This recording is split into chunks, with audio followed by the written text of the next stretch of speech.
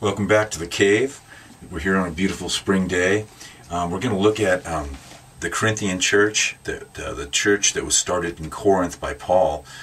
He was actually there for one stay for 18 months, about a year and a half, and he had to deal with a lot of problems that were cropping up in the Corinthian Church. Corinth now, in Greece, was on the coast. It was a port city, much like San Diego, and they had a lot of the problems that we have here with licentiousness and just all kinds of depravity that you could imagine. The sailors would be there, would be waiting there while their ships were unloaded or loaded with cargo to transport to the next port.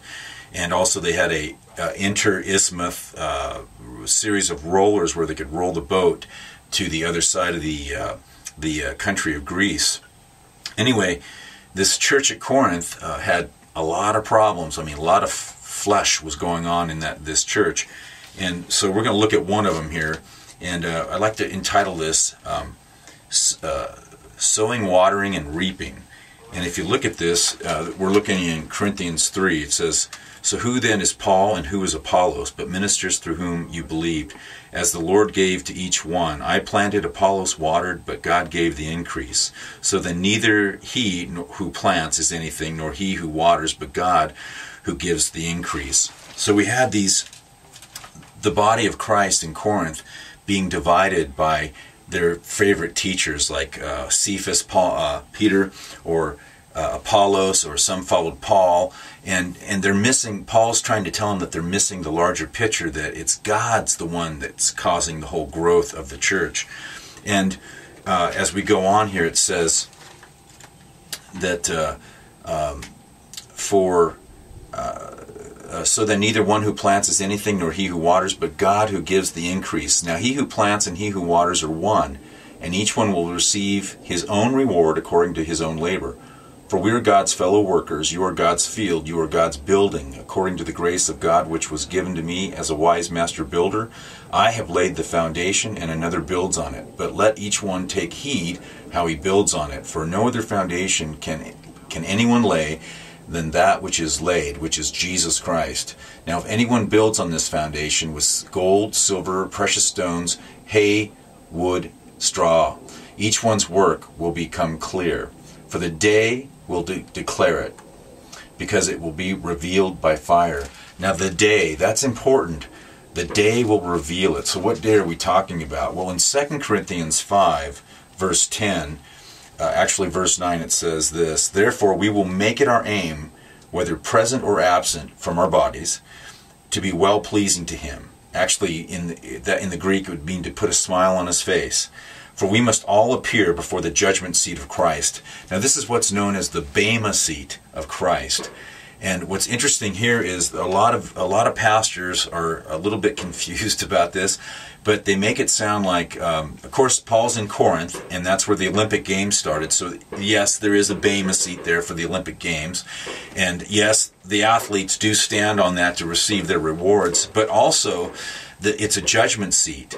It was a judgment seat that Pontius Pilate, when he was looking at Jesus's guilt or innocence, he was sitting in a Bema seat.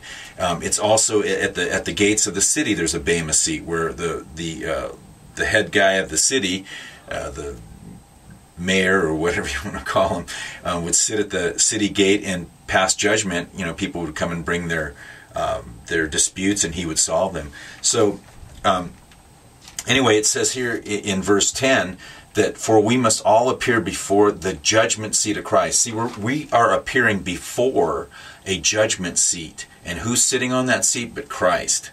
See, it's not so much that we're elevated on a stand receiving reward. Now let me go on. And it says this, that each one may receive the things done in the body according to what he has done, whether good or bad. Okay? So you're going to be judged, and you're going to receive a reward for the things that you do with the right motivation of your heart. But it also says that you're going to receive for the things done that are bad. Those are going to be reviewed. Those those mistakes that you made with the talents that you were given and the time you were given. Christ is going to go over all that from the Bema seat, and there's going to be a sense of loss. So let's go back to our first passage in 1 Corinthians 3.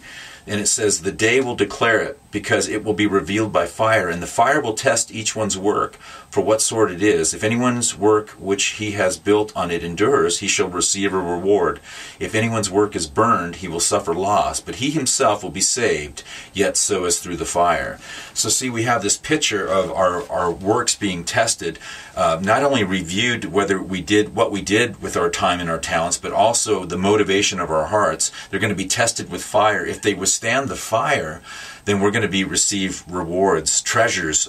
Talks about crowns in the Bible, the crown of life, the crown of righteousness. There's all these crowns, and also jewels and treasures.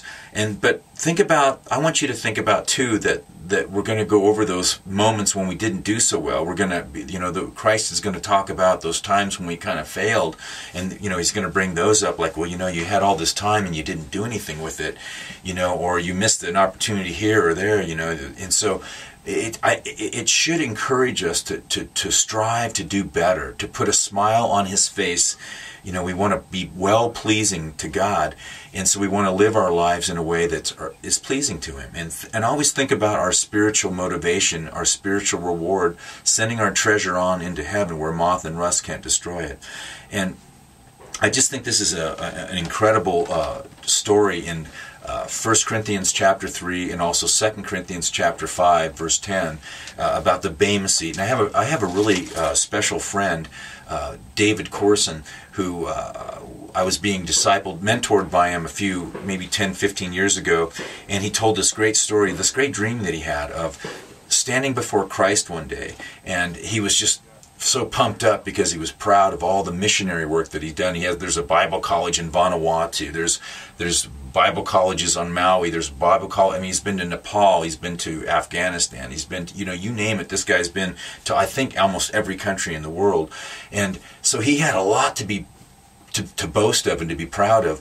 And so he's standing there in his dream. This is David's dream. In his dream, he's standing with Christ, and he's thinking, he sees all this mountain of deeds that he did. And then there's this conveyor belt that it slowly starts taking this mountain of treasure these good deeds that he did on this conveyor belt, and it goes through this gigantic furnace. And he said he's on the other side of the furnace with Jesus, and on this conveyor belt there comes all that, after all that, all those good deeds get processed, a little tiny thimble comes out on the other side. And he says that that's the only thing out of all the work that he did that was done with the right motivation of his heart. And it was a very humbling dream for him. God was humbling him through this dream. So I just want to encourage all of you, with this time that we have left, this beautiful day that the Lord created, that you use it for the glory of God, that you put your time and your energy and your money, your finances into the work of God. And whenever He gives you those opportunities, because He's the one, remember, we can't build on any other foundation than Jesus Christ. He's the foundation, and then with the gifts and talents that we're given, we go ahead and we build on that. So when He gives you that increase, because God's the one that's causing the growth, when He gives you that increase, just thank Him for it and move on and just give Him the glory. That's all you have to do. So, well, folks, we're about out of time. From Sermons from the Cave, Shalom Mishpachah.